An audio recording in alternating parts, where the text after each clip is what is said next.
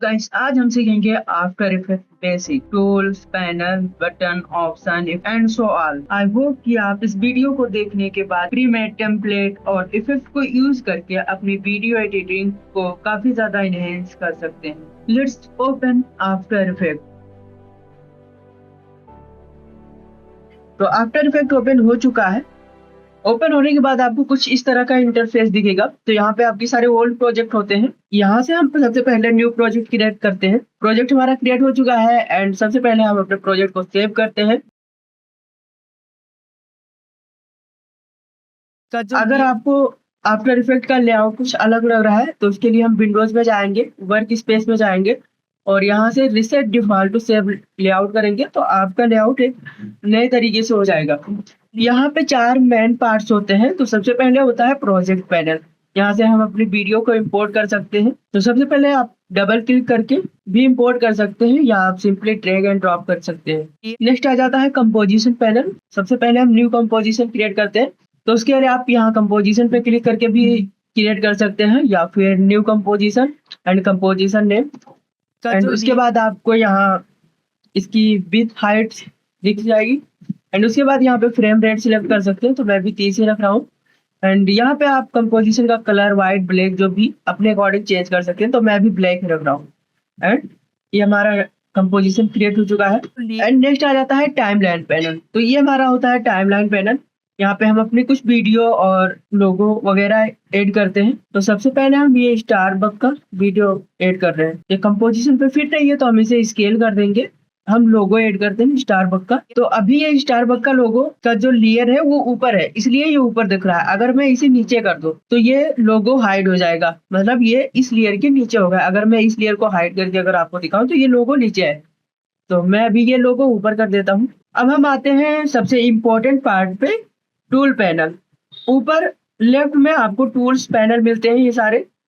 तो चलिए एक एक करके समझते हैं। तो सबसे पहले आ जाता है सिलेक्शन टूल। और तो इसका बेसिकली काम होता है आप किसी भी ऑब्जेक्ट को सिलेक्ट करके उसे मूव कर सकते हैं, रिसाइज कर सकते हैं एंड उसकी पोजीशन चेंज कर सकते हैं। तो इसकी शॉर्टकट की होती है वी। नेक्स्ट आ जाता है हमारा ये हैंड टूल जिससे हम अपनी कंपोजिशन को मूव कर सकते हैं। आप ये सेम चीज मिडिल माउस बटन को होल्ड एंड ड्रैग करके भी कर सकते हैं। एंड थर्ड आ जाता है जूम टूल जिसका यूज हम जूम इन और जूम आउट के लिए करते हैं। अगर हम नॉर्मल क्लिक करते हैं तो ये जूम इन होगा और अगर हम ऑल्ट क्लिक करके और लेफ्ट क्लिक करते हैं तो ये जूम आउट होगा। नेक्स्ट जो ये तीनों टूल डिसेबल हो चुके हैं, ये बेसिकली 3D के लिए है। तो उसके लिए हम एक नया कंपोजिशन क्रिएट करते हैं एंड सिंपली हम इसमें स्टारबक का लोगो ड्रैग करते हैं और हम इसे यहाँ से टॉगल स्विच करेंगे तो 3D का जो नहीं दिख रहा है पार्ट वो दिख जाएगा। तो यहाँ से 3D आ गए। अब हम इसे इनेबल करेंगे।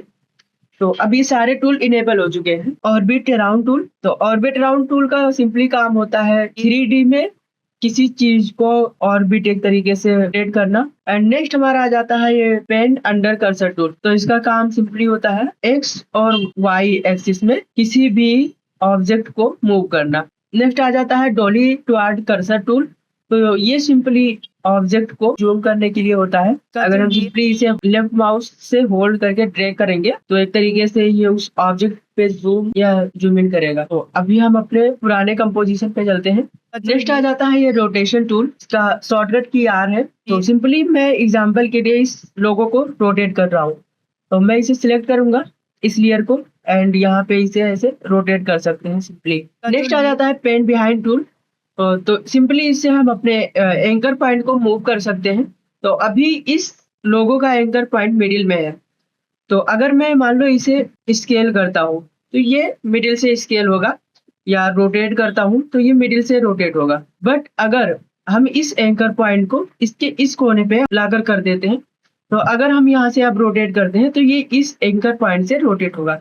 तो बेसिकली इसका यही मतलब है किसी भी ऑब्जेक्ट को जिस पॉइंट से रोटेट या स्केल करना हो तो उसके लिए हम एंकर पॉइंट को मूव कर देते हैं। जो नेक्स्ट आ जाता है ये शेप टूल। तो शेप टूल में आपको मल्टीपल शेप मिल जाएंगे, rectangle, round rectangle, ellipse tool, polygon and star. तो मान लो मैं रेक्टेंगल टूल सिलेक्ट करके एक शेप बनाता हूँ। हमने ये लेयर पैनल सिलेक्ट करके फिर और ये शेप बनाया है। तो जब आप लेयर पैनल सिलेक्ट करके शेप बनाएंगे तो बेसिकली ये इसे मास्क करेगा। और अगर हम लेयर को बिना सिलेक्ट किए हुए कोई शेप बनाते हैं तो एक तरीके से शेप का काम करेगा। यहाँ से हम इसकी कलर फिल चेंज कर सकते हैं। मैं भी इसे समथिंग कुछ ऐसा कर देता हूँ। और यहाँ पे हम मल्टीपल चीजें like solid fill, gradient fill and radial gradient fill कर सकते हैं। तो अभी मैं सॉलिड ही रखता हूँ। यहाँ से इसकी स्ट्रोक कंट्रोल कर सकते हैं, कम या ज्यादा कर सकते हैं। एंड उसकी यहाँ पे कलर फिल कर सकते हैं अपने अकॉर्डिंग। मैं ब्लैक रख रहा हूँ। और यहाँ से आप स्ट्रोक ही सेम तरह से सॉलिड और ग्रेडियंट एंड रेडियल ग्रेडियंट कर सकते हैं। मैं भी सॉलिड ही रख रहा हूँ। तो मैं भी सारी चीजें अंडो करता हूँ। नेक्स्ट हमारा आ जाता है ये पेन टूल। तो पेन टूल भी सेम शेप की तरह काम करता है, बट ये एक कस्टमाइज मास्क या शेप बनाने के लिए किया जाता है एक तरीके से। तो मैं अभी अब स्टारबक की वीडियो को सिलेक्ट करके एंड एक शेप बना रहा हूँ। तो इसने मास्क क्रिएट कर दिया क्योंकि हमने वीडियो सिलेक्ट करके बनाया है शेप। और सेम अगर बिना लेयर सिलेक्ट किए हुए मास्क अगर क्रिएट करें, शेप बनाएगा सेम उसी तरीके से। तो अभी हम ये सारी चीजें अंडू करते हैं। नेक्स्ट आ जाता है ये टेक्स्ट टूल। तो टेक्स्ट टूल में बेसिकली 2 टाइप के टेक्स्ट होते हैं, हॉरिजेंटल एंड वर्टिकल। तो ज्यादातर यूज हॉरिजेंटल का ही होता है। तो मैं हॉरिजेंटल सिलेक्ट करता हूँ, यहाँ पे कुछ टाइप करता हूँ एंड हम इसकी पोजीशन कुछ चेंज करते हैं कुछ इस तरीके से। अभी मैं सारी चीजें एडजस्ट करूंगा।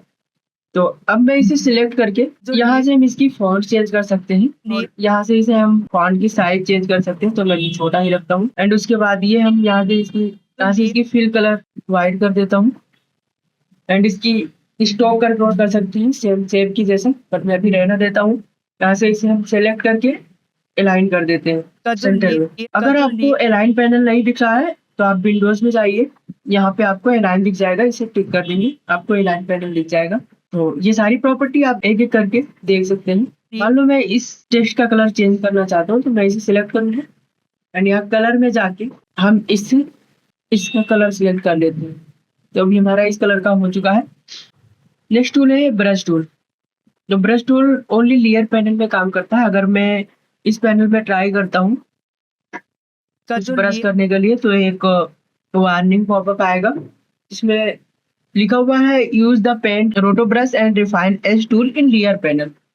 तो अभी हम इस पर डबल क्लिक करके लेयर पैनल में ओपन करते हैं। तो अभी हमारा वीडियो लेयर पैनल में ओपन हो चुका है। अब यहाँ पे हम इसकी ब्रश की प्रॉपर्टी चेक कर सकते हैं। यहाँ से ब्रश टाइप सिलेक्ट कर सकते हैं, यहाँ से इसकी डायमीटर चेंज कर सकते हैं, इससे की एंगल चेंज कर सकते हैं एंड इसकी राउंडनेस अपने अकॉर्डिंग कर सकते हैं, हार्डनेस, स्पेसिंग, सारी चीजें आप एक एक करके चेक कर सकते हैं। तो मैं भी कुछ ड्रा कर रहा हूँ। अगर हम इसे क्लोज करते हैं तो ये हमारा ब्रश से एक शेप बन चुका है एक तरीके से। और यही चीजें अगर हम यहाँ इस प्रॉपर्टी को देखें ड्यूरेशन, तो यहाँ पे कांस्टेंट अभी सिलेक्ट हुआ है। अगर हम यही चीज राइट डाउन कर दे तो अगर अब हम कोई चीज ड्रॉ करते हैं तो बेसिकली ये एक तरीके से एनिमेट होके आएगा।